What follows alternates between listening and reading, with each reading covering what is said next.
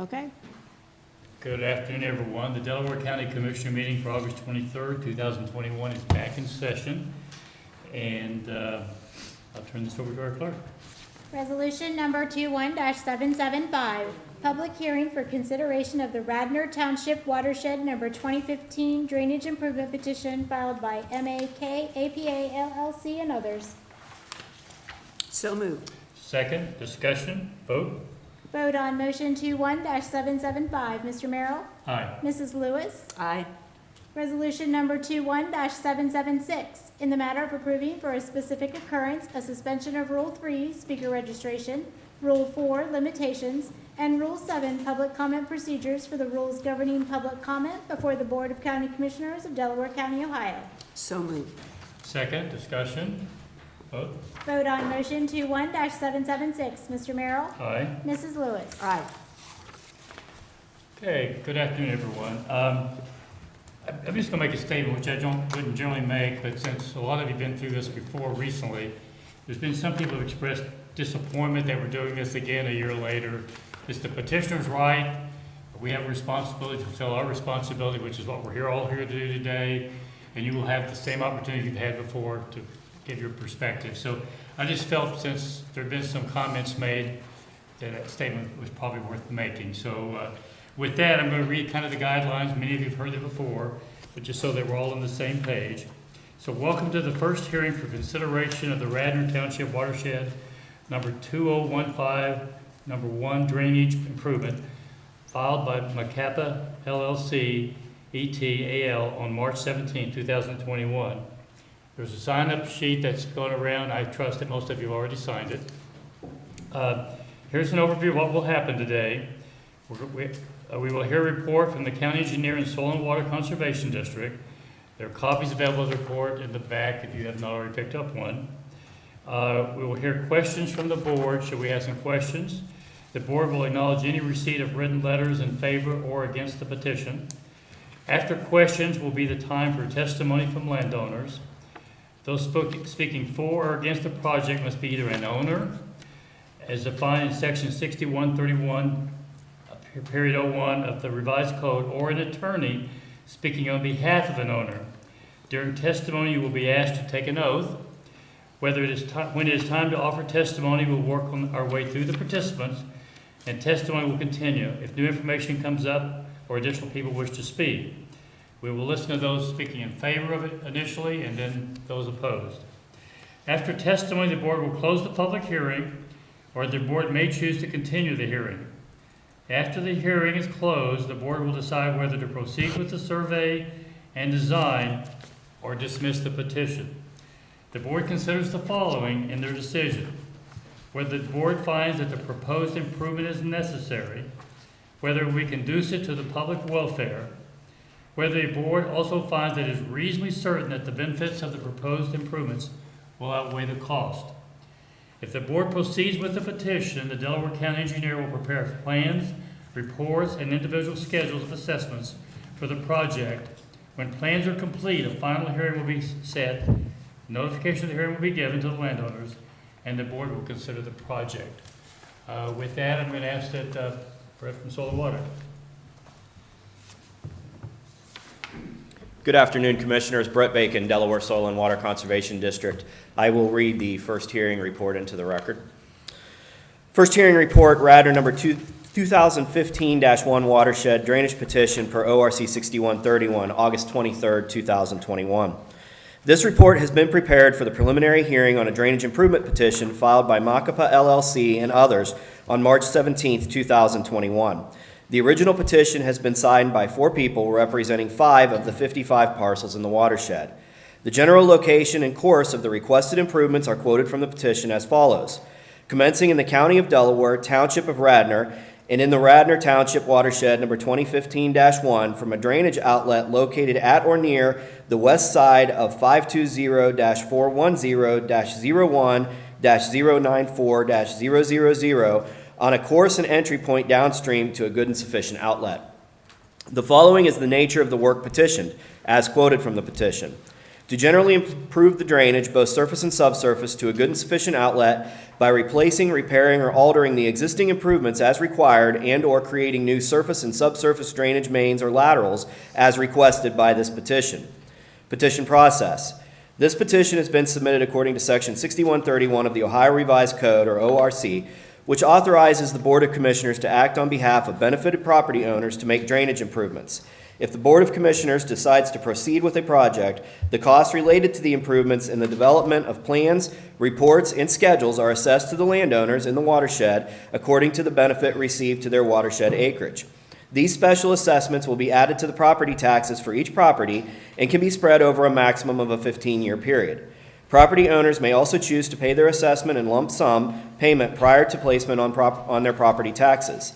Additionally, the improvements will be placed on the Delaware County Drainage Maintenance Program in perpetuity per ORC Section 6137, and the annual maintenance assessment will appear on property tax statements as a special assessment in the same manner as the construction assessments. These annual maintenance assessments are generally in the range of 2 to 5% of the construction assessment. It should be noted that property owners are only assessed for those improvements that are located downstream from their properties. No property is assessed for improvements located upstream. The public agencies that own rights-of-way for public roads and other public lands are also assessed for both construction and maintenance costs in the same manner as private property owners. The decision to approve a petition project is a three-step process. First, a viewing of the proposed improvement is conducted for the commissioners to familiarize themselves with the watershed and general conditions. The commissioners conducted the viewing for this project by drone video on June 15, 2021. Next, a preliminary hearing is held to consider the initial feasibility of the proposal. It is this preliminary first hearing that is before us today. If this petition is approved, a final hearing will be conducted to further consider this petition. At that time, final details such as engineering plans and specifications, cost estimates, and a proposed schedule of assessments will be known. Existing conditions. The Delaware Soil and Water Conservation District and Delaware County Engineers Office have made the following observations of the watershed using on-site evaluation and a review of available historic records, aerial photography, topographic mapping, and soils mapping. The Radnor number 2015-1 watershed is approximately 254 acres. The predominant land uses within the watershed are currently agricultural and rural residential. There are also smaller areas of road right-of-way and woods. The drainage system does not appear to be functioning at or near optimum capacity due to a lack of comprehensive maintenance and the generally deteriorated condition of the infrastructure. The subsurface drain system does not have an identifiable or functional outlet. This has led to sporadic blowouts along the course of the subsurface drain and caused water in the subsurface drain to be forced to the surface. There is a lack of uniform and maintained surface grading, resulting in significant areas of ponded water. These conditions are indicators of an overburdened, aged, and unmaintained drainage infrastructure. While the existing drainage system still provides some degree of drainage benefit, it does not appear to function as a good and sufficient outlet. Estimate of cost factors favorable, unfavorable, benefit versus cost. ORC 6131 requires the county engineer to state in a report factors favorable and unfavorable to a proposed project, estimate the cost of the project, and state an opinion as to whether the benefits of the project exceed the cost. The following information is presented for your consideration. Construction estimate. The proposed project would include the following basic elements: open channel restoration, surface drain shaping and grading, subsurface drain installation, and seeding and mulching of disturbed areas. Construction, $34,202.15. Drainage maintenance, ORC 6137, first year startup, 5% of the construction estimate, $1,710.11. Project administration, survey, and engineering, 15% of the construction estimate, $5,130.32. Total project estimate, $41,042.58. Notes. It is important to understand that the above estimates are preliminary and made in the absence of a current examination of the project area. The above estimate does not contain a contingency amount. The amount of necessary contingency would be evaluated as part of the survey and engineering design of the project and added to the estimate presented at the final hearing. Contingency cost is typically estimated at 15 to 20% of the final construction estimate. Should the project fail to be approved at the final hearing, the benefiting landowners, as defined by ORC 6131, may still be responsible for the cost of project administration, survey, and engineering design. Assessments. If the project moves forward to the second hearing, the Ohio Revised Code instructs the county engineer to calculate the assessments to individual property owners based on the benefits received from the improvements for various properties in the watershed. ORC 6131 states that, quote, "Uplands that have been removed from their natural state by deforestation, cultivation, artificial drainage, urban development, or other man-made causes shall be considered as benefited by an improvement required to dispose of the accelerated flow of water from the uplands. Benefits are further defined by the ORC as elimination or reduction of damage from flood, removal of water conditions that jeopardize public health, safety, or welfare, and increased value of land resulting from the improvement." Individual parcel assessments are not calculated for the preliminary hearing and are only calculated if the petition moves forward to a second or final hearing. Factors favorable, unfavorable. Factors favorable to the improvement: improved surface and subsurface drainage in the watershed, improved outlet for subsurface drainage components of household sewage treatment systems and for residential drainage systems, reduction of future deterioration of surface and subsurface drainage infrastructure, annual inspections, maintenance, and the protection of the improvement in perpetuity. Factors unfavorable to the improvement: temporary land use disruption during construction, cost of construction and maintenance may be a burden to some landowners, removal of existing trees and brush in the improvement area. Benefits versus cost. Assessments for property within the watershed are calculated based on the benefits derived. A publication by the Ohio State University Extension titled "Returns to Farm Drainage" details several studies conducted by Ohio State researchers on the effects of drainage on crop yields. The studies show that fields with good drainage will produce higher yields than fields that have poor drainage. A recently completed 25-year study showed that subsurface drainage increased corn yields by 24% to 39% and increased soybean yields by 13% to 46%. The same study also analyzed the return on investment for installing subsurface drainage in a field.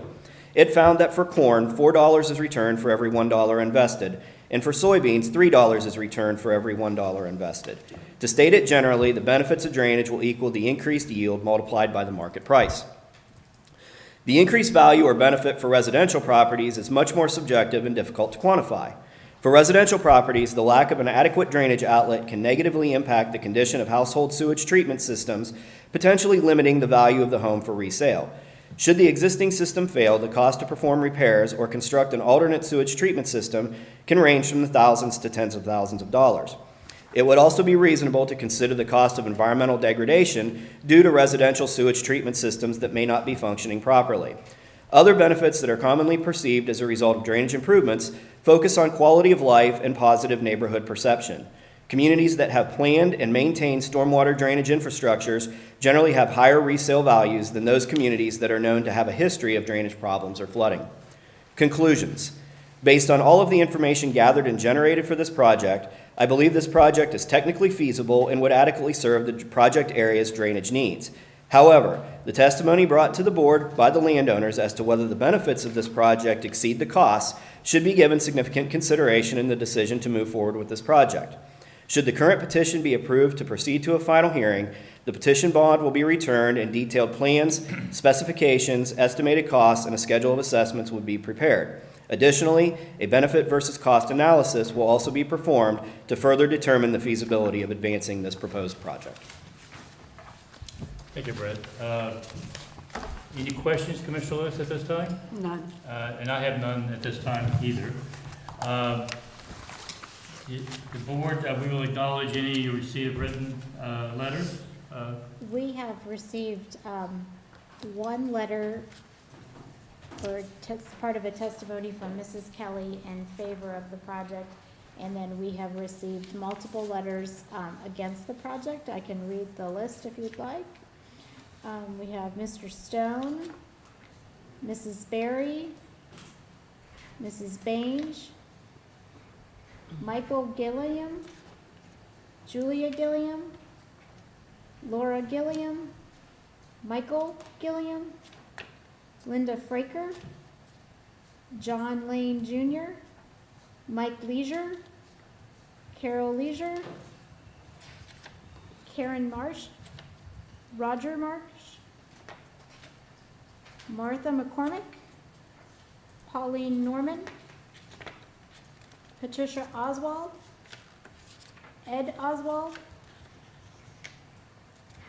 Mary Parks, Michael Parks, Todd Rittenhouse, Joan Rittenhouse, Kristen Sickinger, Adam Sickinger,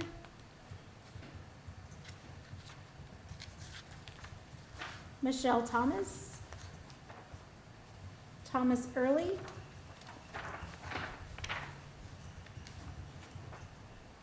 Laurel Early, Louis Weber, Doris Wood, Leanne Emmons, E-M-M-O-N-S, and Tom Emmons. We also received a letter from a Howard Rittenhouse, which we believe is a trustee, but we couldn't confirm that that was an owner, so. Thank you. Okay, with that, we will move to testimony. Again, I'd like to remind everyone, we will have first those speaking in favor. I will swear you in, and then after we conclude that, then we'll have those who have opposition to the petition. And with that, I will open it up. Is there anyone here who wishes to speak in favor of the petition? Come. Second row, sir.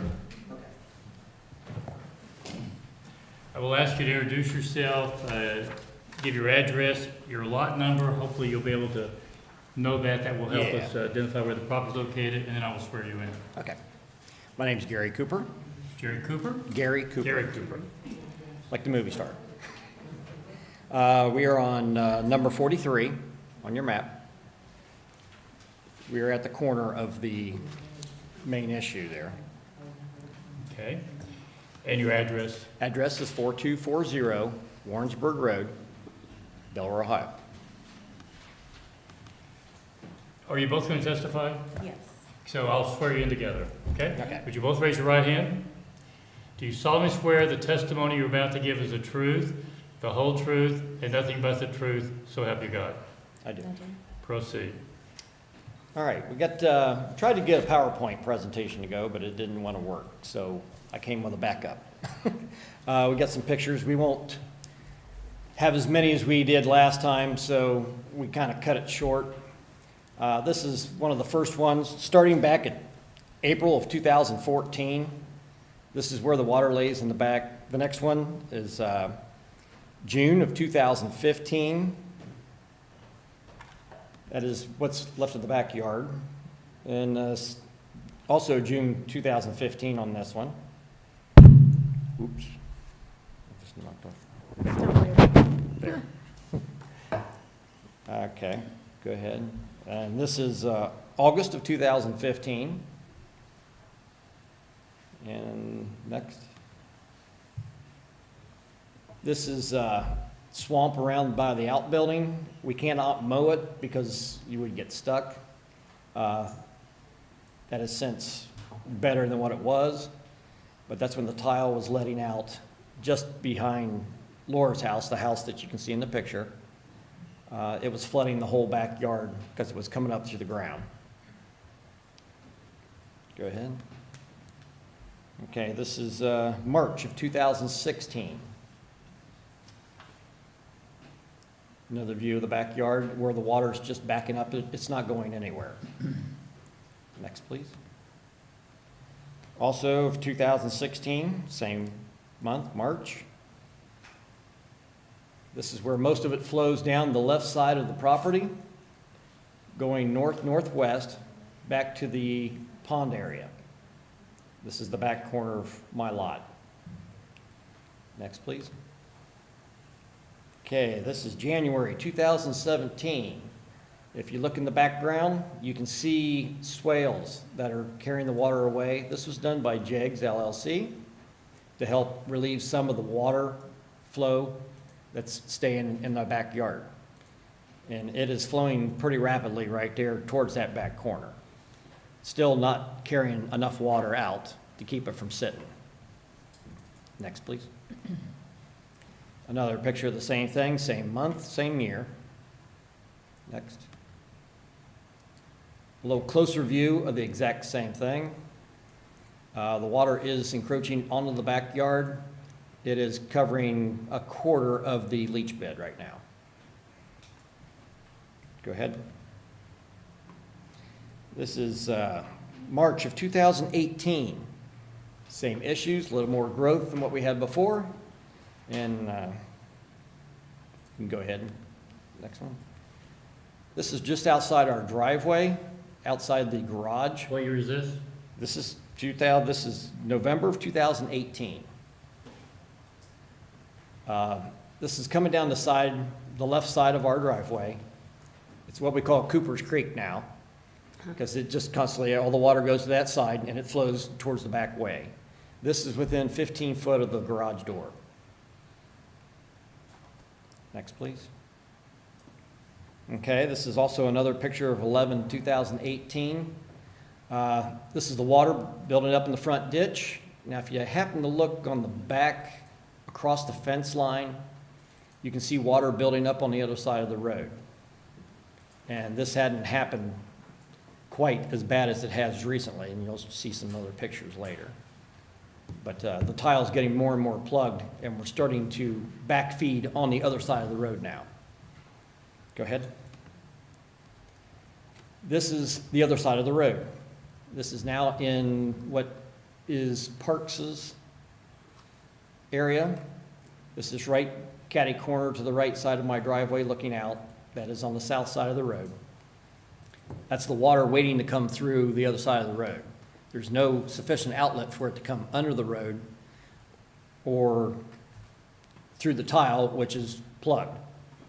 So it's just backing up, and it's getting worse and worse on the other side of the road. And eventually, it's going to possibly come over the road if it keeps going. That's the road opposite your house. That's just across the street from the house, yes. Go ahead. Okay, this photo here's another 11/2018. That's directly in front of what used to be Mrs. Park's house. And you can see the water backing up on the other side of the road, waiting to come the other way. Go ahead. Now this here is, besides Laura's house, this is where the tile runs. By that little pine tree, you'll see a, what do you want to call a fountain coming out of the ground. That's where it first started. That comes out of the ground right there, that's backed up from the tile itself, and it's actually forcing itself up through the ground. And that all flows down towards my leach bed and the back of the house, and slowly goes towards the far side. This is also 11/2018. This is coming from the ditch right beside my driveway. This is what it looks like when you get a couple inches of rain. All the water hits all at once and tries to feed down. And the front corner where that rod's coming down is the only culvert coming under the road. That's about a 15-inch culvert, and it still can't handle the amount of water we get. Continue. Okay, just another picture. This is 11/2018. Water coming up on top of the driveway where we obviously park our camper, which we don't have anymore, and my son's car. Continue. Okay, this is the date June of 2019.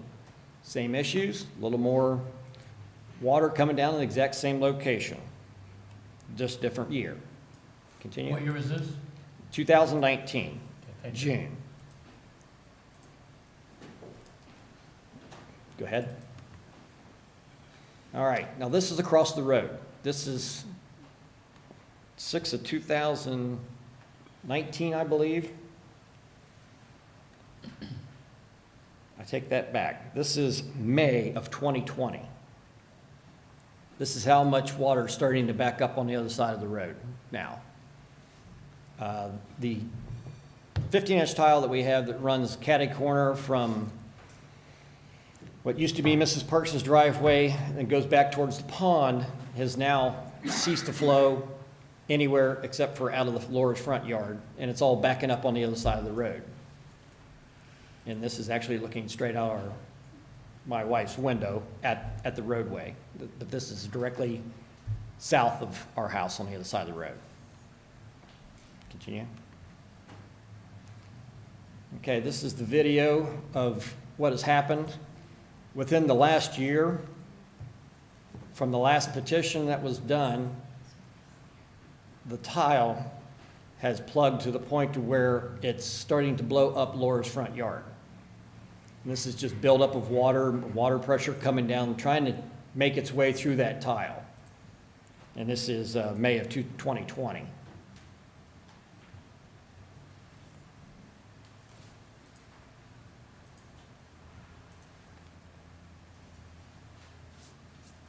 And it was still raining at the time, by the way. I was out with an umbrella because this never happened before. This has just been from the last time that we had the petition to this time now. So it's starting to get closer and closer to the road, and here pretty soon you'll see where it's at across the road and how much water actually flows on the other side of the road with nowhere to go.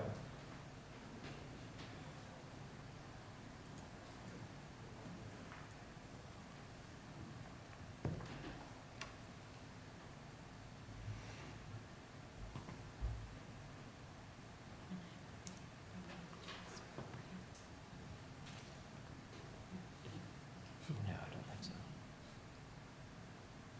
It's on a different flash drive or a different site.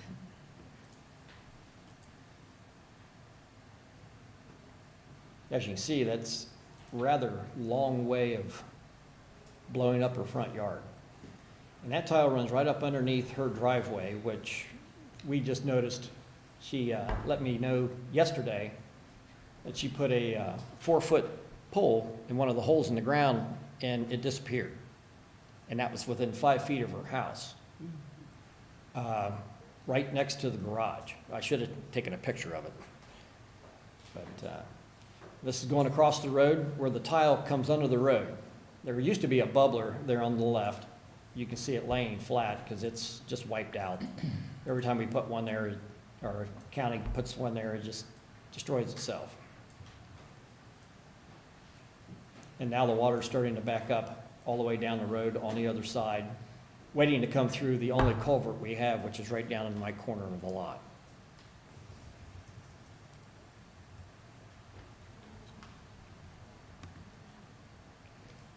This is the same May 2021.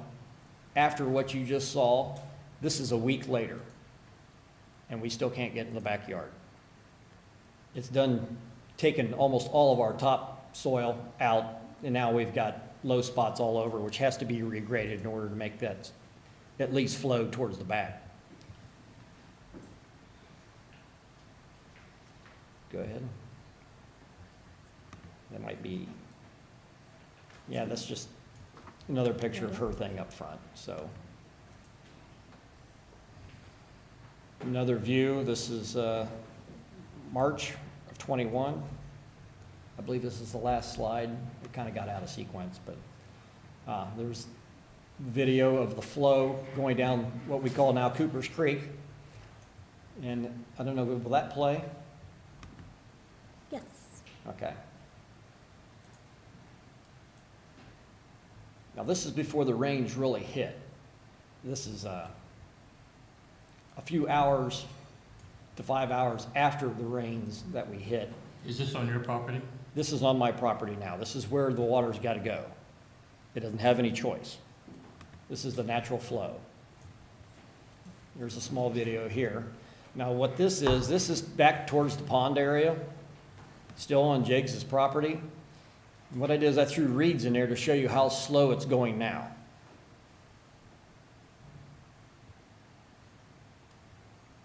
By the time it gets back to the back, it just starts backing up, and there's really nowhere for it to go.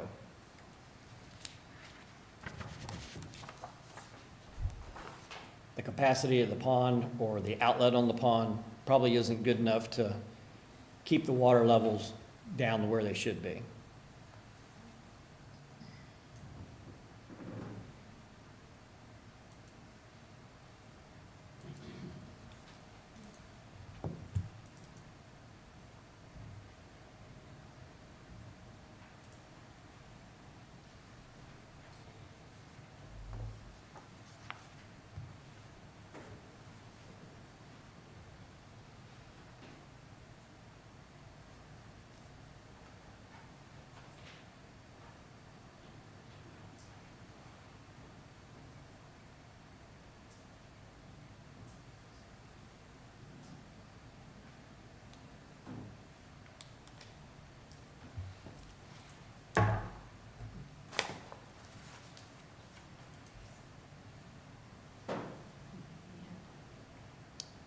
Pretty close, yeah.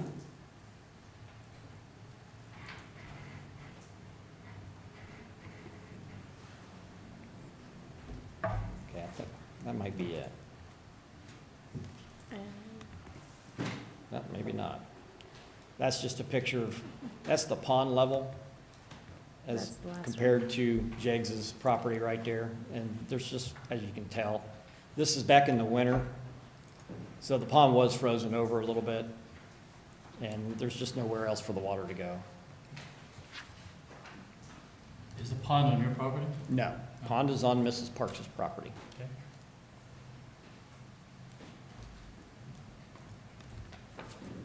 Okay. As you can see, the pictures were for 7 years, and we've been dealing with this for 27. About 5 years ago, we talked to the Coughlin family, Jaggs, and they were gracious enough to hire Tom Dew Excavating to help minimize the water flood. Swales were put in behind our property, which helped control some of the flow. I was told by Tom Dew that the cause is a pond, and it was not done correctly.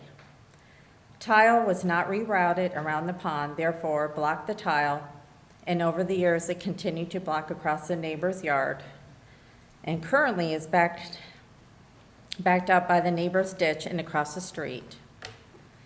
Every year it is moving up more, and something needs to be done before it will affect more neighbors.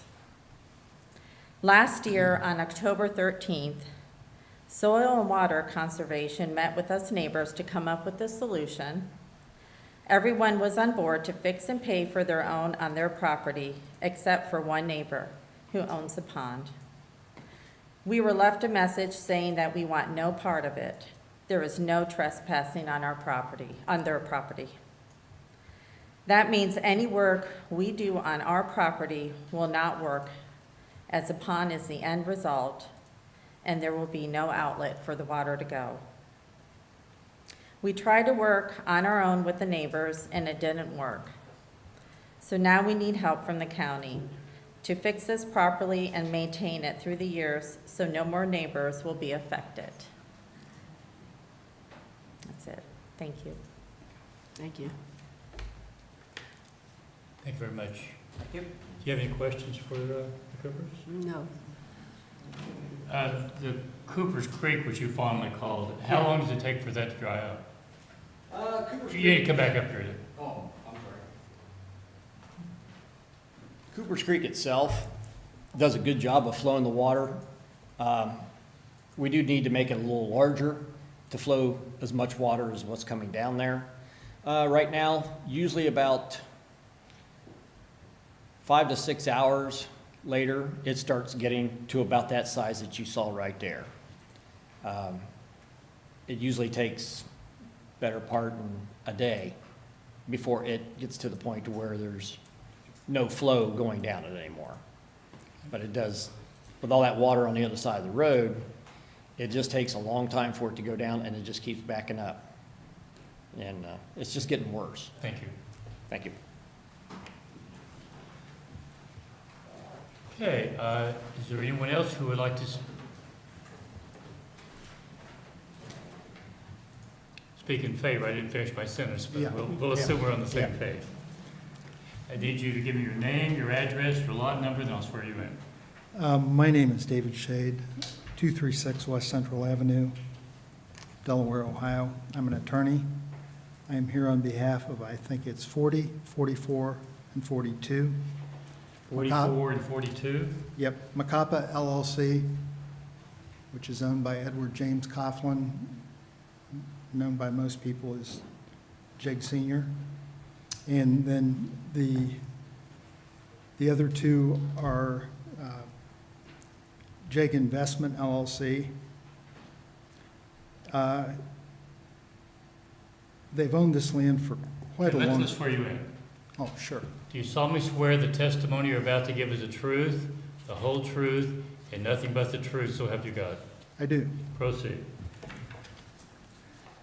My clients couldn't be here today, so even though my brother is here They wanted me to specifically come because I'm their usual attorney to state on their behalf the urgency that they feel this problem has.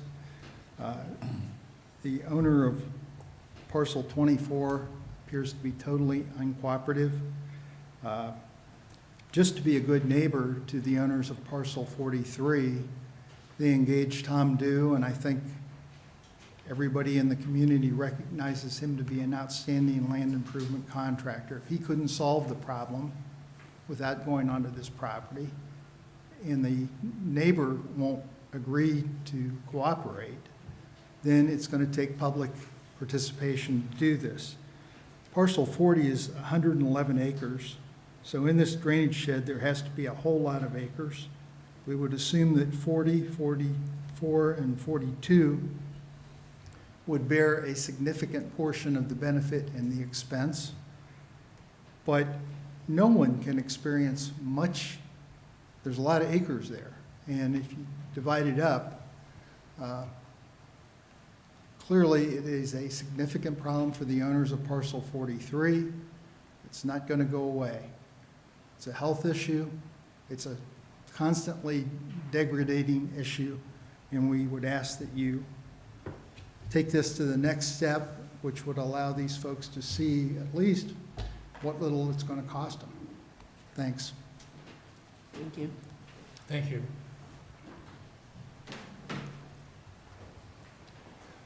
Okay, I assume you're speaking in favor? I am speaking in favor. Okay, could you tell us your name, your the address, or who you're representing? I'm Michael Watershed. You've heard from my clients today, the Coopers.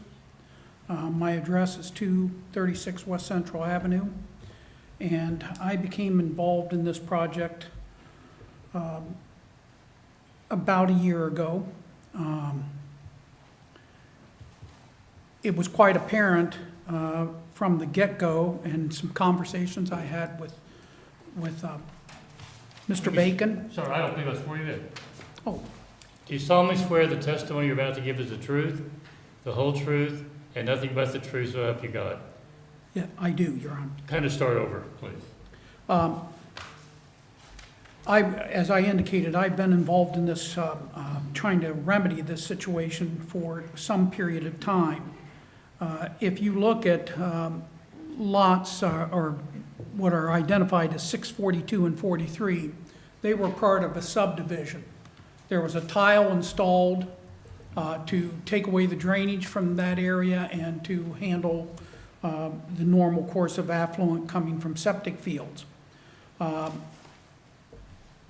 As you can tell, the drainage corridor runs right through the pond.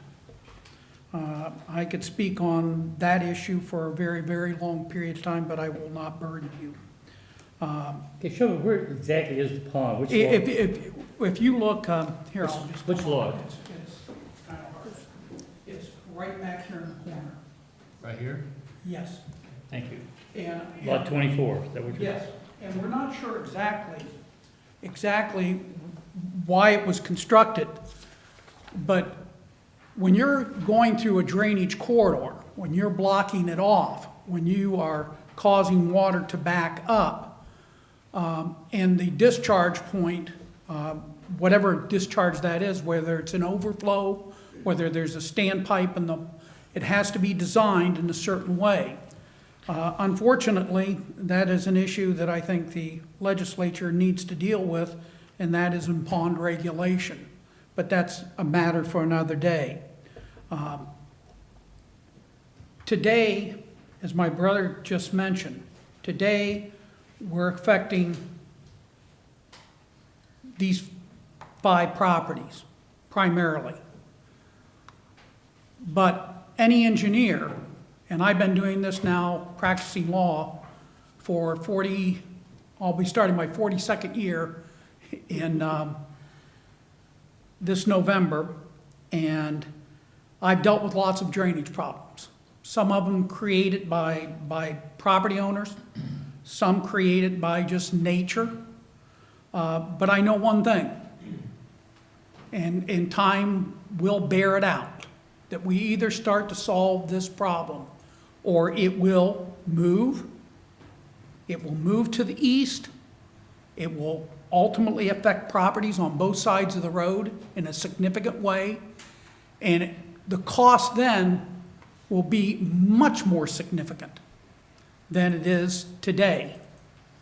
If this could have been remedied, and my clients and the Coglins heard the recommendation of this body to go out and try and talk with neighbors. That did not work. They were not permitted to go on the property. They set the channel is very clear by what was presented by Soil and Water today. It runs right through the middle of the pond. That's the drainage corridor. Well, if the pond is not operating correctly, that cannot be discharged. So water will eventually back up. Tiles that exist will become plugged as soil and materials just sit in the bottom of these pipes. We've got a plan in place. I think we've been very fortunate in Delaware County to have the people at Soil and Water. They do an excellent job. They're always cognizant of cost. But at the same time, they know of what I am speaking. The damage to most of this land in this area is farm ground. That means property is not producing at its highest and best level. And eventually, without fear of contradiction, it will become much more prevalent because there is no place for water to go. Then the drainage tiles under roadways that are maintained by the county engineer will become full of materials also. So we would urge you to take this to the next step. Hear the people that are objecting, but understand the objections of today may become acquiescence in the future because it will come. It will happen. I've dealt with drainage problems throughout this county. And some of it can be easily solved privately, but most of the time it does. I think this is my 4th ditch petition that I participated in, and none of them are easy, and no one wants to pay more taxes. But the fact of the matter is you either solve the problem or the problem doesn't go away. It only exacerbates. Thank you. Thank you. Thank you. Is there anyone else who'd like to speak in support? Yes. Your name, your lot number, and your address, please. Laura Kelly. Kelly? Kelly, K-E-L-L-Y, Lot 42, And your address? 4210 Warrensburg Road. And allow me to swear you in, if I may. Do you solemnly swear the testimony you're about to give is the truth, the whole truth, and nothing but the truth, so help you God? I do. Proceed. First of all, there's standing water today on my property. I moved in about 8 years ago, and there was a hole at the back of my property that was kind of as big as a dinner plate, 6 to 8 inches across. And I kept filling it with sod, but it washed away all the time. And now, 8 years later, it's 3 to 4 feet across and 6 feet deep. It's a danger to anybody that steps in it or gets caught in it or machinery that tries to mow around it. I also have numerous sinkholes from blowholes 4 feet deep. Major problem, I have 2 4 feet deep, 10 feet from my garage. Now, the advice we got from the county engineers was there was nothing I or my neighbors could do about correcting the continuing erosion by ourselves. We're looking at the result of farmers' broken drainage tiles from 70 to 100 years ago. I had it cut out by an eminent biology professor at Wright State University, and Mrs. Walraven, I think, provided you with a copy.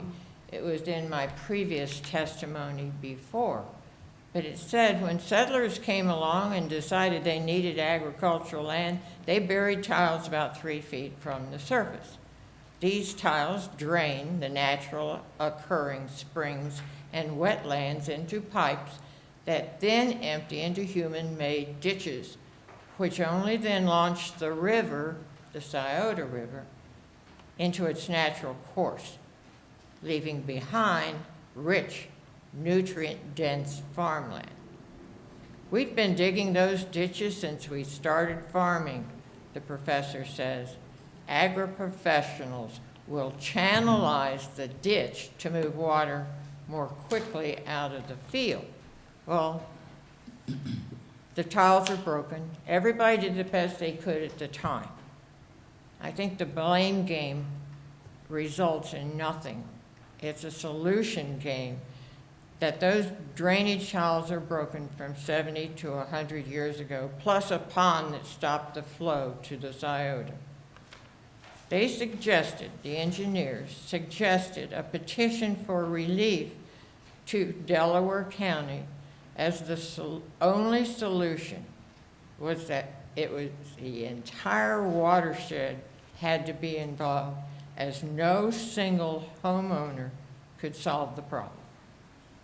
Reluctantly, we were going to ask our neighbors to join us for county assistance.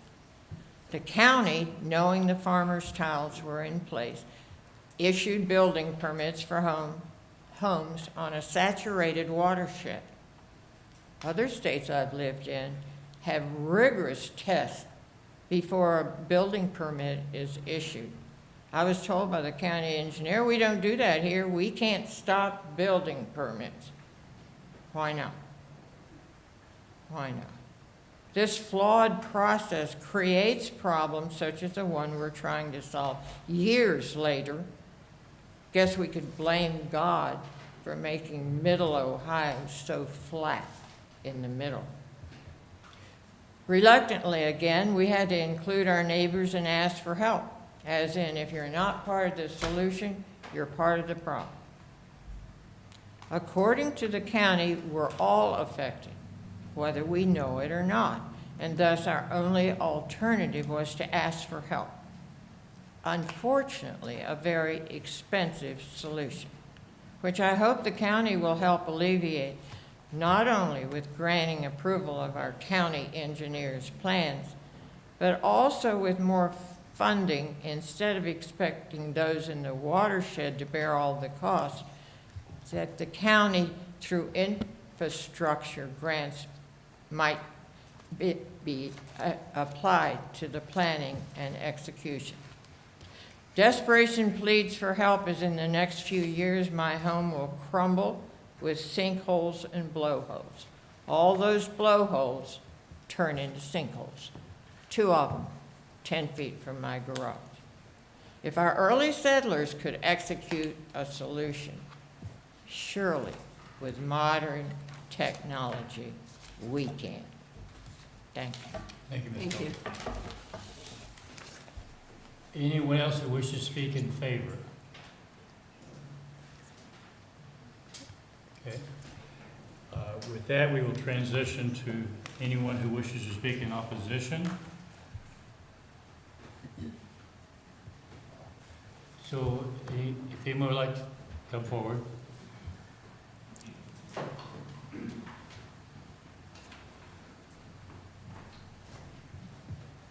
Again, your name, your lot number, and your address, please. Larry Fraker, 3918 Warrensburg Road. I think I'm number 1. Number 1, okay. You said Fraker, F-R-A-K-E-R? F-R-A-K-E-R. Okay, would you raise your right hand, sir? Do you solemnly swear the testimony you're about to give is the truth, the whole truth, and nothing but the truth, so help you God. Yes, sir. Proceed. I did not hear my name mentioned on the letters of disapproval. Heard my wife's.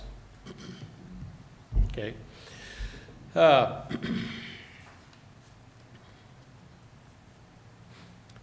Want to again make a comment that we have trouble with drainage on our own properties.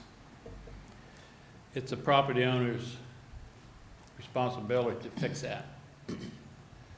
We have cross-county tiles that goes through the back of these properties, and they've been abandoned because of county doesn't support those anymore. We step up and we fix our own.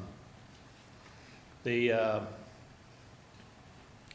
blowouts, which I have heard from, is fixable. Bump, clean it out, put a tile in, put gravel in it, and it's done. I've fixed several of them on my properties. We unplug our own drainage tiles, when they get plugged with leaves and brush and dead animals and whatever. The first go around, if I remember right, it was no guarantee that the first one was going to work. Is that correct? Did you make that? Direct your questions to us, Yeah. please. I'm sorry. So you have a question, Soil and Water? Yes. Ask the question and we will ask you to When respond. the first go around at the second hearing was, we asked the question if it's guaranteed that this was going to work. And we were under the impression that the comment was made that it was no guarantee. This was a recommendation from the Soil and Water and our engineer. When you finish speaking, I will ask him to respond. Go ahead. So, and also, at the first one, after it was declined, not approved, Price Family, Rittenhouse, us, Oswald's, Webb, and Marsh's, and a few others had access to equipment to help these people with their problem. And we were never contacted. I believe it was recommended by the Board of Commissions that we work together as a neighborhood. And nobody has ever been contacted for that reason. I'm against it. I question whether my water will actually flow onto their property or past their property. I'd like to have a die pack and see how far my water goes. That's all I have. Thank you, sir. Brett, I'll let you respond to the question regarding the testimony. He indicated from the prior that you couldn't give a guarantee. I'm not sure what statement Mr. Fraker is referring to. I don't recall that. I guess I would ask for a clarification on what that question would have been in reference to, or just what he felt we were not speaking to, or I guess I'm just a little confused on exactly what the question is referring to. Thank you.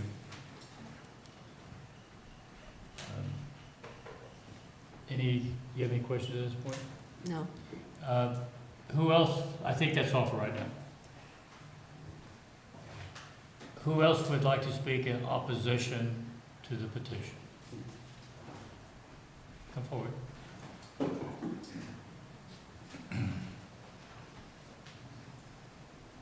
Name, address, lot number, please.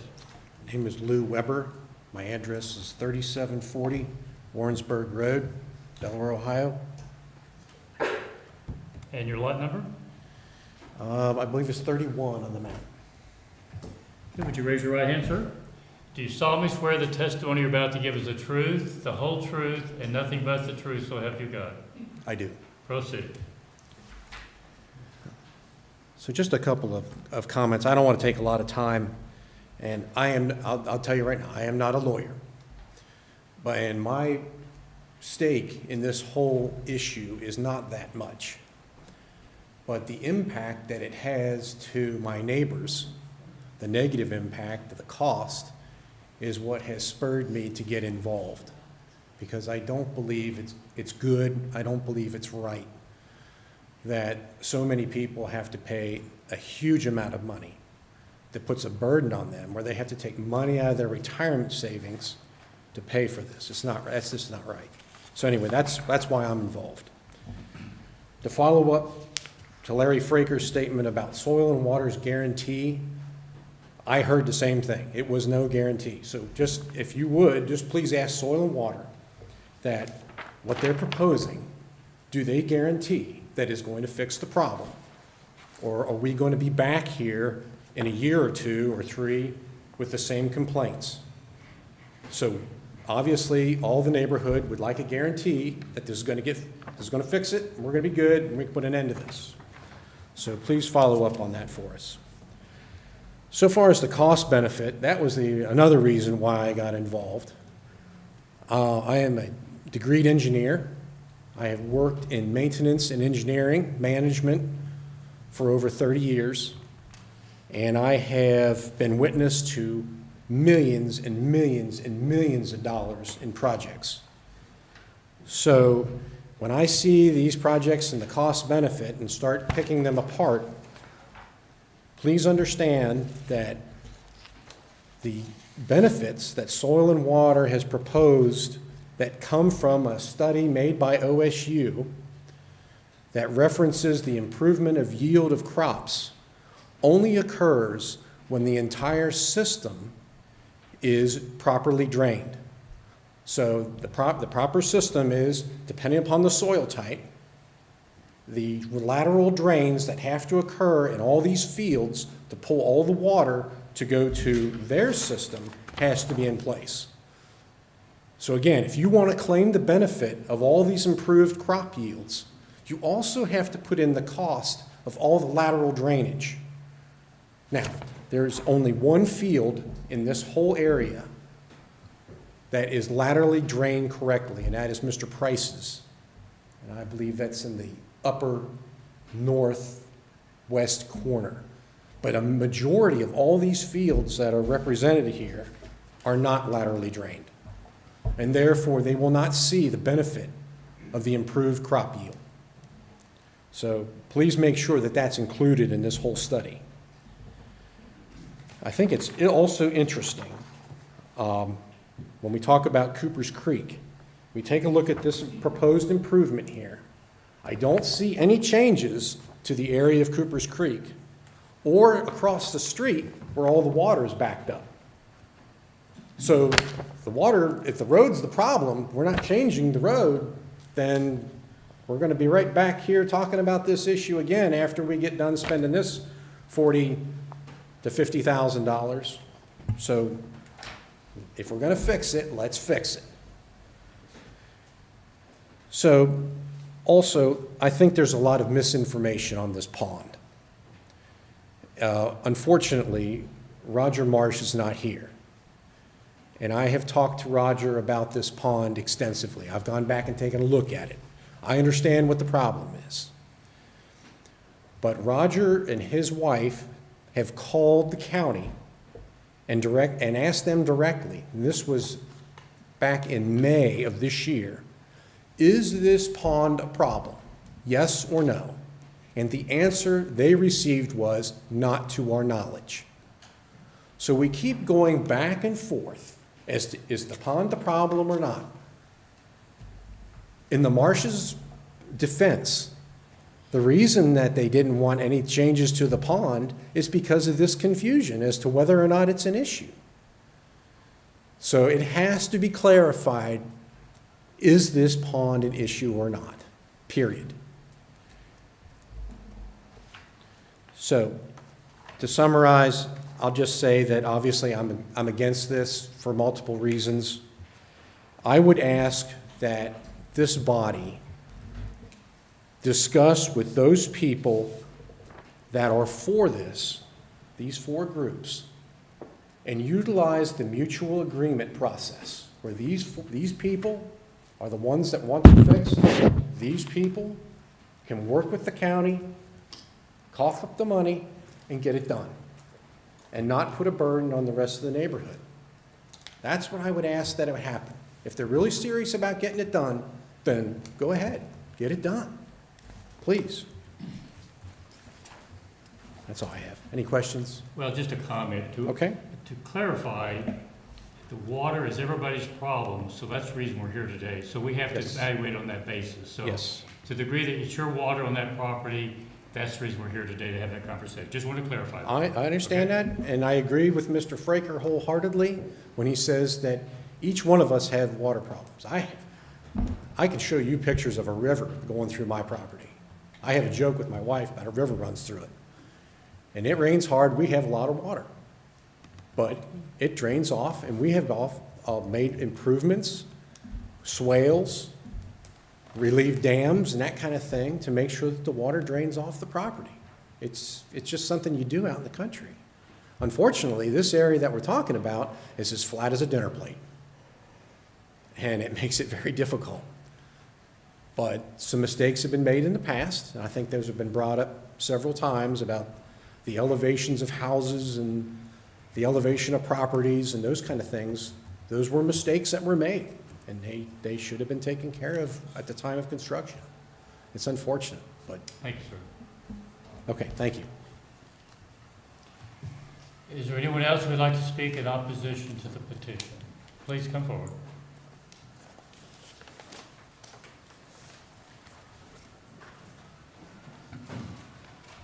Your name, your lot number, and your address, please. Ann Weber, 3740 Warrensburg Road. And I think it's lot number 31. I can't hear you over the siren, I'm sorry. That's because I'm nervous. That's your fault. Ann Weber, 3740 Warrensburg Road, lot number 31. Very well.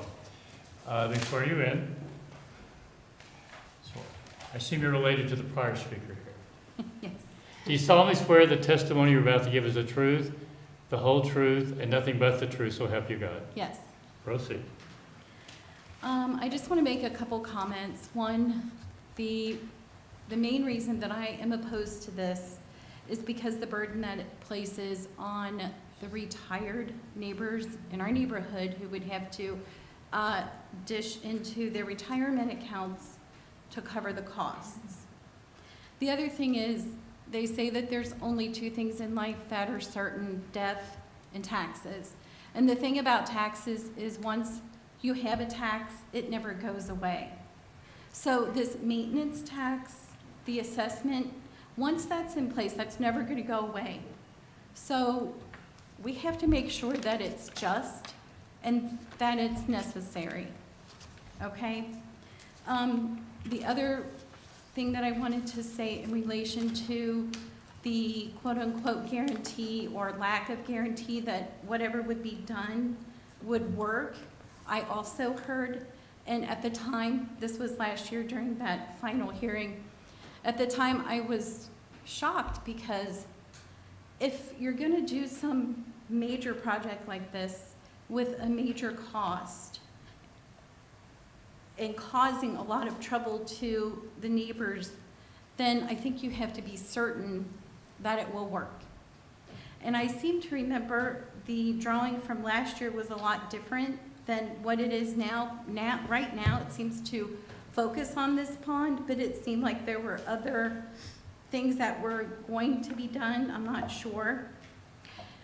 And then my final comment is, if you look at lot 44 and 40, I think, from what I understand, lot 44 is Jags, and 40 is the Macapa.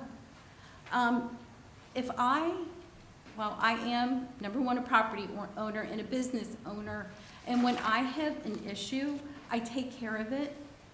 I understand all this watershed, but I don't see why these big corporations and these LLCs cannot find a solution to this without causing financial difficulties for some of the people on the road who are really not going to have any visible effect or visible benefit.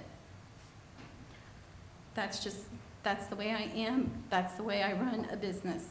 So Thank you for your time. Thank you. Amy. Thank you. Is there anyone else who would like to speak in opposition? Please come forward. I'm sure you know, but name, address, and lot number, please. Heard that before. Say it again. Heard that before. Okay. Jim Clements, 4015 Warrensburg Road, Lot 28. Raise your right hand. Do you solemnly swear the testimony you're about to give is the truth, the whole truth, and nothing but the truth, so help you God? I do. Proceed. Okay, my wife and I also wrote letters of disapproval, James Clements and Pamela Clements, which you didn't read off.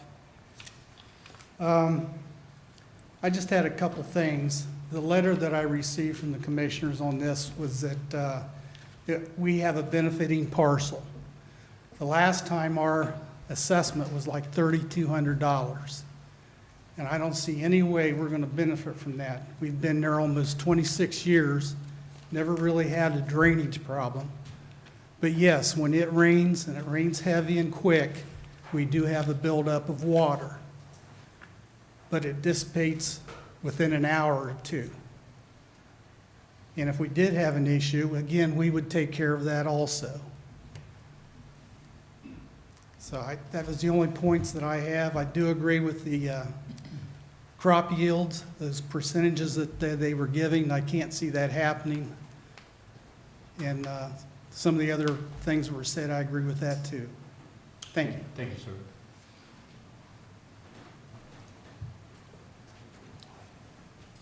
Is there anyone else like to speak in opposition? Yes, sir, please come forward.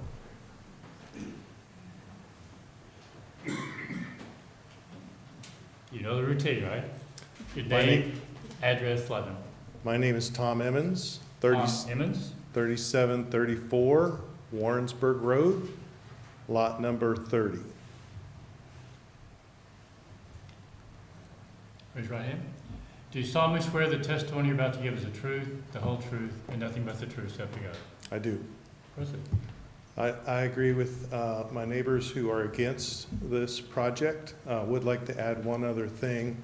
I don't think it's ethical to ask some of the folks on the road who may not have two nickels to rub together to be able to pay for a project that would benefit one of the richest families in Delaware County. And you understand that's not our role today. Our role is to evaluate it. But go ahead, I appreciate your comment. Yeah. But I just want to stand up and say I'm against the project. Thank you, sir.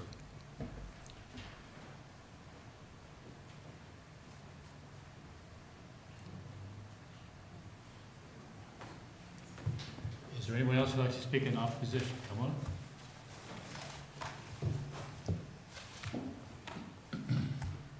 You know the process. Yep, I'm Michelle Thomas. Say it again, please. Michelle Thomas. Michelle Thomas? Yeah, I am on property 53, lot 53. It's 4021 Warrensburg Road. And I am not in favor of this Your project. lot number again, please. Oh, I'm sorry, 53. 53. Let me Yeah. swear you in. Okay. Do you raise your right hand? Do you solemnly swear the testimony you're about to give is the truth, the whole truth, and nothing but the truth, so help you God? Yes. Proceed. I am in agreement with my neighbors.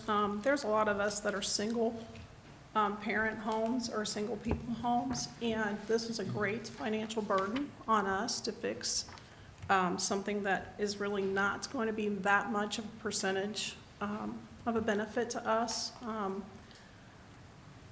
It sounds like to me, just from this hearing, that there's a pond issue, and it sounds like there needs to be a drainage fix for this pond.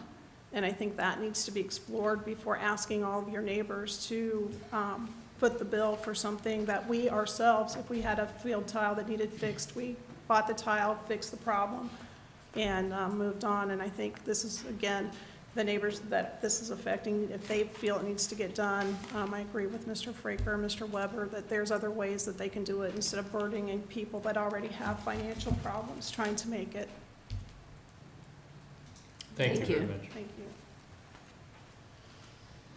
Is there anyone else who'd like to speak in opposition? Just let me see if you've already spoken. Let me see if there's anybody else, and I'll give you an opportunity. Fair? Please come forward.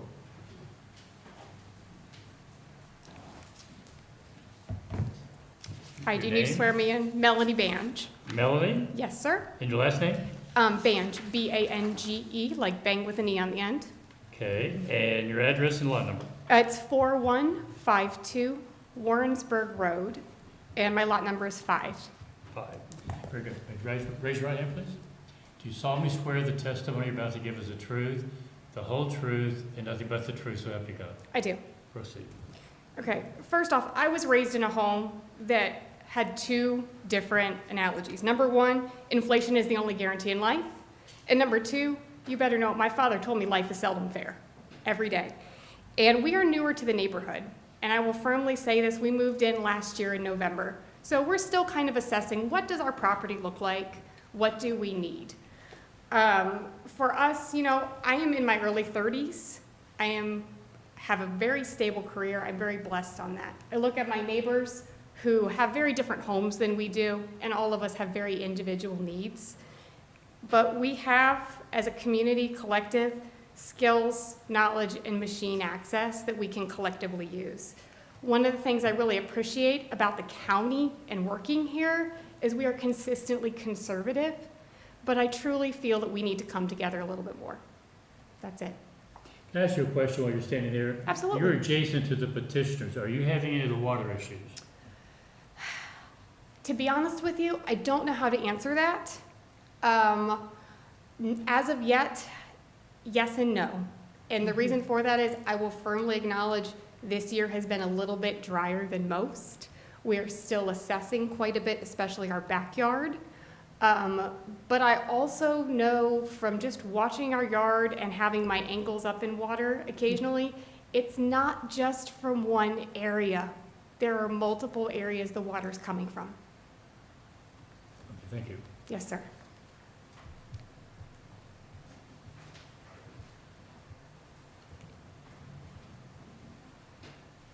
Bear with me just a second.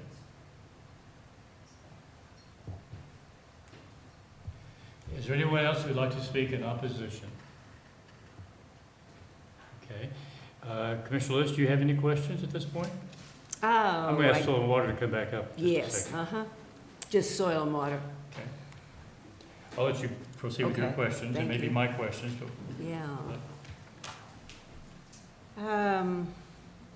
The costs, Brett, the total project estimate right now is listed at a little over 41,000. Is that Correct. correct? Yes. How many homeowners will that be divided? There's 55 parcels in the watershed. 55 parcels, okay. All right. Just one comment as far as how it is divided. This is, and why we're here today, it's because of legislation passed by the Ohio General Assembly. So a lot of the points brought up, we're not able, we are here because we were told to be here by the legislature. And the whole procedure is set up by the legislature, and so are the assessments. So that's how we have to do it. We have to follow the law. And I did have one other question. The pond again, any comments on that? Sure. From all we have been able to gather, when the pond was constructed, the subsurface drain was not rerouted properly around the pond. Typical pond construction techniques and recommendations that we would follow from the Natural Resources Conservation Service and their specifications would call for, when you dig a pond, you catch the subsurface drain somewhere upstream of the pond and reroute it around to a good and sufficient outlet somewhere downstream of the pond. We were not able to identify that was completed. It is our certain belief that the tile outlets into the pond, and what that creates is a situation where the tile's down 3, 4, 5 feet in the ground. The pond is sitting at what we will call prevailing ground elevation, normal surface elevation. So you have 4 to 5 feet of water stacked up on top of the subsurface drain. If you think about I'm trying to come up with a good example. Think of pouring water into a sink, like with a trough, and that water is going to go up the trough until it reaches an equilibrium. So water is backed up in that subsurface drain up to whatever the surface elevation in the pond is. And that's why I think you see that geysering or that bubbling out. As water drains down from upstream, it meets the water that's backed up in the pipe, and it has nowhere to go, and it relieves itself by coming up to the surface of the ground. Mm-hmm. Further on the pond, a pond in a watershed like this does, in and of itself, the existence of a pond is not necessarily an impediment to good drainage. What the pond requires, though, is a good engineered surface outlet structure that allows water to flow in and flow out of the pond without backing it up beyond property lines. And our standard recommendation would be a pond should be at least 1 foot lower than a property line, and that's again from the Natural Resources Conservation Service. Mm-hmm. So it's treating that surface drainage right so that water can flow down, flow through the pond, out of the pond, and having a good outlet for a tile going around the pond to that good and sufficient outlet. Okay.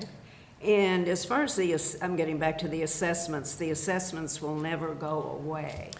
So there would be 2 assessments if the board would proceed to approving this project at a final hearing. There'd be the construction assessment, and that can be up to a 15-year repayment period, or landowners would have the option to pay that up front.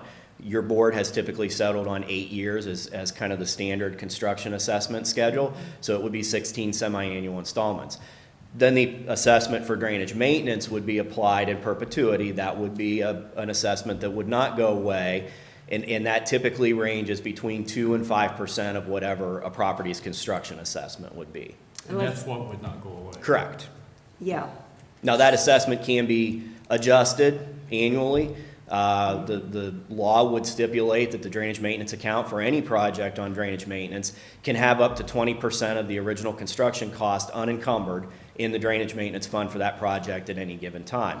Should the maintenance needs of a project or a watershed be low, and that fund starts to approach that 20%, we would dial the assessments back to potentially even collecting 0 for some time. But the goal would be to grow the maintenance account gradually so that if repairs are needed, there's money to pay for those repairs. Mm-hmm. And you say that's what percentage again? 20%. Okay, getting back though to the... 2 to 5% generally is what we collect for on the an annual maintenance. basis on average. Okay. So if a property has a $1,000 construction assessment, we're going to be collecting somewhere between $20 and $50. When will you know then what each individual homeowner would have to pay? That would be if your board approves the project at this first hearing, we would go to that engineering phase. It would take us, some time to develop the engineering plans, the estimates, and then the schedule of assessments would be part of that. We would present that back to the board and the landowners at the final hearing. Okay, thank you. I have a couple of questions. Mr. Weber, I haven't forgot. You will get an opportunity, I promise, okay?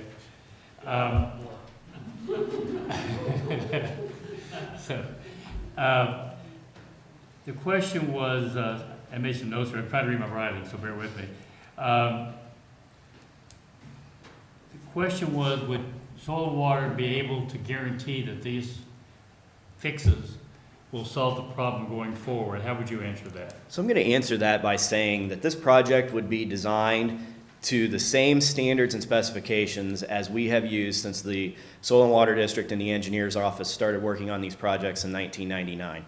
We have a long history of applying those standards to drainage problems in the county and have a long history of success of those standards or the plans developed under those standards, providing an adequate, a good and sufficient drainage outlet for those watersheds.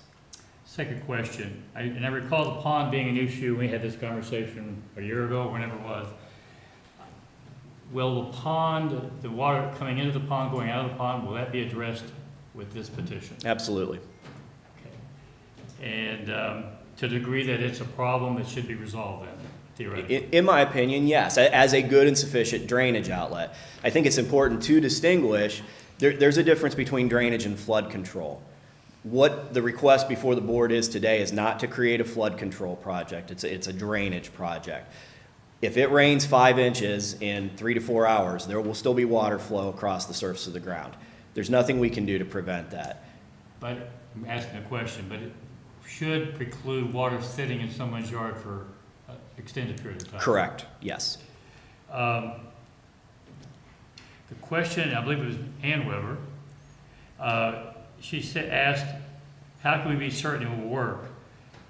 What you're talking about, how can they be certain that what we're talking about working? You kind of addressed that, I think, already. Our past history with these projects, I think, is the answer to that question. Mr. Weber, you wanted to speak again, so thank you very much. Stay around, we'll probably have another conversation. And I've already sworn you in, so you don't need to be sworn in again.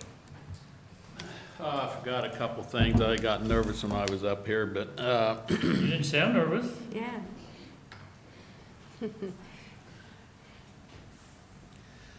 I would have liked to have seen some pictures. I get water in my yard during a heavy rain, hard rain. During the rain, which is what we saw today. Also, hour or two later, it's gone. It's, we're collected in a couple areas in mine, and a day or two later, it's gone.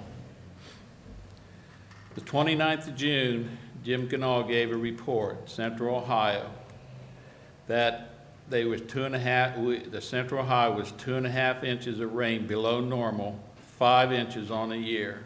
Since then, this area has just had 5 inches. So we are still below normal rainfall for this area. And I sympathize with you about being here, because we have to, but I would like, you also have the right to deny this petition. Thank you. Thank you, Thank Mr. you. Weber. And you're right about that. We also have responsibility to look at all the landowners and the impact it has on them. You understand that? Okay. I want to see both sides. Okay, thank you. You have not spoken yet, have you? Yeah, I did. Oh, you have? Yes, she Come on does. up. I remember you now. I apologize. For my memory, would you give me, state your name, please? Yeah, it's Michelle Thomas. Michelle Thomas. Yeah, I just have another question, because this map has changed since last year, and it's not encompassing the whole area that it was before. So if this project is basically the same as what they were going to do a year ago to fix it? Well, I'm going to answer that for you. Okay, that's what I need to know. I'm going to answer that for you, but he'll give a better answer. Okay. But it's a function of the people who's petitioned, as far as the extent of the work that can be done. So that's why it's more limited, but Yeah. you're nodding, but I'll let you say that in a more. Yeah, I just don't understand. I guess I just want to know if this is going to benefit all those other people that in the original one that we saw, like before there was a lot more land it was going to benefit.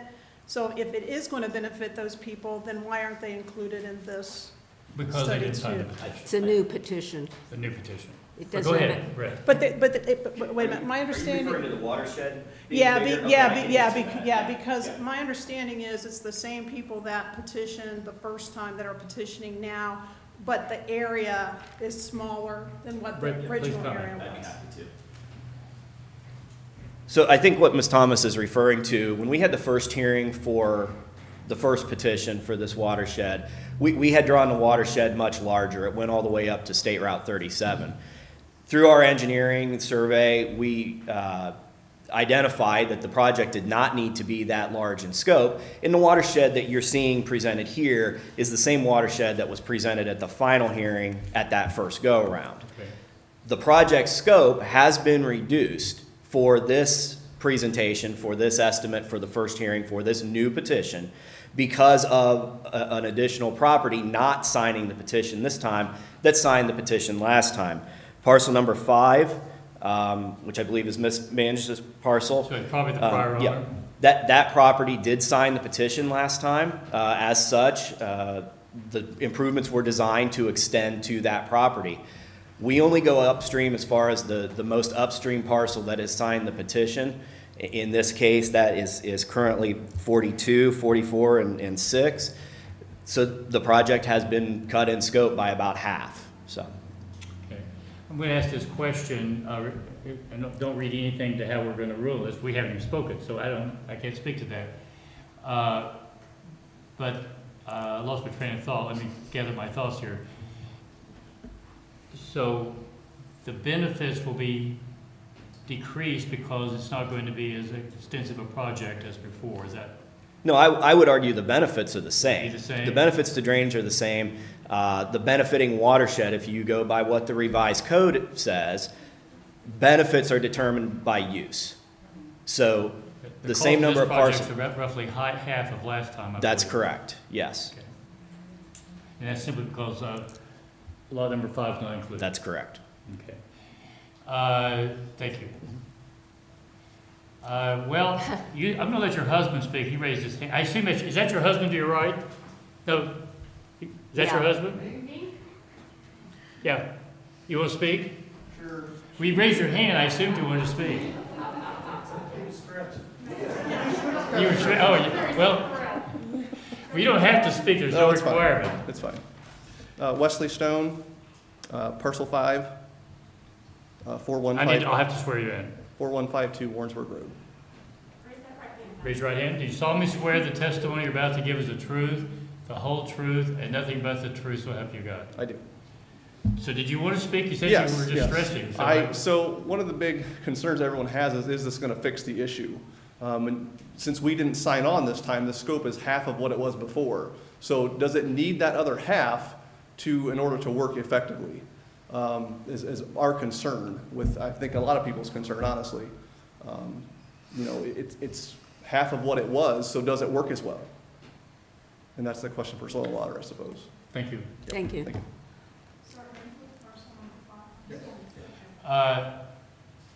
Did you also want to speak? Let Ann speak. Ann, did you want to speak first, or?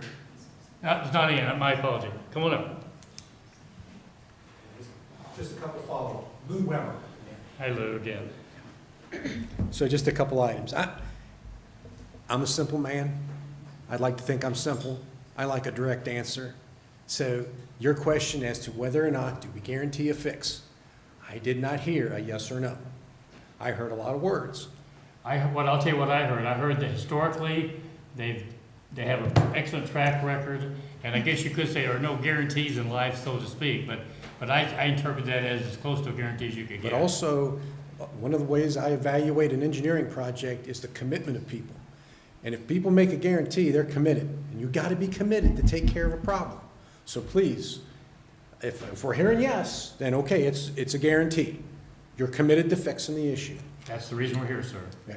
So then, is the pond a problem? I didn't hear a yes or no. I heard a lot of elevation things and that kind of thing.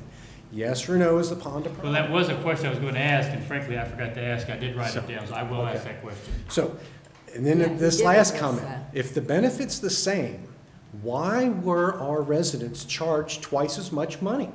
Why didn't we go with the lower cost in the very beginning? Well, I think that's a fairly easy question to answer, but I'll let Brett answer. Okay, Yeah, I'd just like to hear what the answer is. Brett, you want to come back up? I think, I'm going to move to close the hearing after this. Yeah, after Brett. Please repeat the question. Questions I understood, if the costs are half what they were, are we saying the benefits are the same? Is that fairly close, sir? Okay. We can only address what the request of the petition is. The request of the petition is to design a good and sufficient outlet, or to create a good and sufficient outlet for those parcels that have requested it. Okay. The benefiting parcels do not change according to the ORC. Very well. The other question that I failed to ask a while ago, but I did write it down, I believe it was Mr. Weber. Somebody asked the question, they called the county, and to whoever they talked to, they didn't have a name, to their knowledge, the pond wasn't an issue. I assume that wasn't anybody with soil and water that you're aware of. Not to my knowledge. Okay. I think the issue is that you have as we stated in the report, you have an overburdened and aged drainage infrastructure of which the pond is a part. The pond can exist and coexist with good drainage. However, the manner in which the pond is constructed, in our opinion, is part of the problem. Okay. Don't walk away. One last question. Sorry. I'm going to ask you the question I ask you every time. After the testimony you've heard today, does in any way change your recommendation? No. Thank you. One last question, and then we're going to consider closing the hearing, so come on down. Kevin Clemens, 4015 Warrensburg Road. And you've already been sworn in. Yes. I had a question for, Okay, Yeah. you ask me a question, and I'll decide whether I'll do it's that. appropriate. I was wondering, are there any regulations, laws by the government, state or federal, on ponds being installed correctly or being maintained correctly? And I have a friend that has a pond up near Loudonville, and he had to do a bunch of work, and they come in and inspect it every year or two now, because it wasn't done correctly to That's an start interesting question. Generally, ponds don't become an issue on these, so I'm kind of curious the answer, so we'll let Brett answer it. Thank you, sir. A pond with a significantly sized dam or impoundment area, which would be much more possible in Ashland County, in the Loudonville area, would or possibly could be subjective to regulations from the Ohio Department of Natural Resources, their dam safety program and dam permitting program. As far as a dug pond like this, the only local regulations which may be in effect would be your local township zoning. There's no state, county, or other local regulations that would give us jurisdiction over pond construction. Thank you. Okay. Mr. Chairman, I would ask our clerk to read the resolution closing the hearings. Proceed. Resolution number 21-777, in the matter of closing the public hearing for consideration of the Radnor Township Watershed number 2015-1 drainage improvement petition filed by MAKAPA LLC and others. So move. I'll second that. Vote? Vote on motion 21-777. Mrs. Lewis? Aye. Mr. Merrill? Aye. And Mr. Chairman, I would ask our clerk to read the resolution proceeding with the petition. Resolution number 21-778, in the matter of proceeding with the petition for the Radnor Township Watershed number 2015-1 drainage improvement filed by MAKAPA LLC and others, and ordering the Delaware County engineer to proceed with preparation of reports, plans, and schedules for the proposed improvement. So move. And I will second it. Do you have any comments? Sure. We've had a lot of testimony today and seen pictures, and a lot of testimony even from those opposed to the petition that there's even water in their yards, an unusual amount of water. This will give our engineers, soil and water, the opportunity to give us a better knowledge, which we would need in order to proceed then to the second hearing. And it would also give us and you an idea of the cost. The cost has been lowered, but it's still costs. And certainly very cognizant of that. But I really feel that there's enough evidence that has been presented that we should go on to a second hearing. You know, I'll just add this. We do a lot of these ditch petitions, and they're always very difficult, and I appreciate the professionalism shown by everyone here in the audience, because I realize there's frustration on the part of everybody because they're on one side of the issue or the other. But I do believe that the testimony today and looking at the photographs, there is an indication there is an issue, and we need to know more than we know right now before we can ultimately make a decision. But reading out the things that we have to consider, whether the board finds that the proposed improvement is necessary, there's reason to believe that's possible. Will it be conducive to the public welfare, and the board finds that it is reasonably certain that the benefits of the proposed improvements will outweigh the cost. We'll have a much better feel for that at the next hearing than we have right now. So I would support this. We want to get a good result for the benefit of everyone, and I realize when you're two diverse opinions, that's a challenge, but our responsibility is to follow the laws that we're directed to follow, and that's the reason I support the second hearing. Call for the vote. Vote on motion 21-778. Mrs. Lewis? Aye. Mr. Merrill? Aye. With that, if we have nothing else to bring before us, we're adjourned.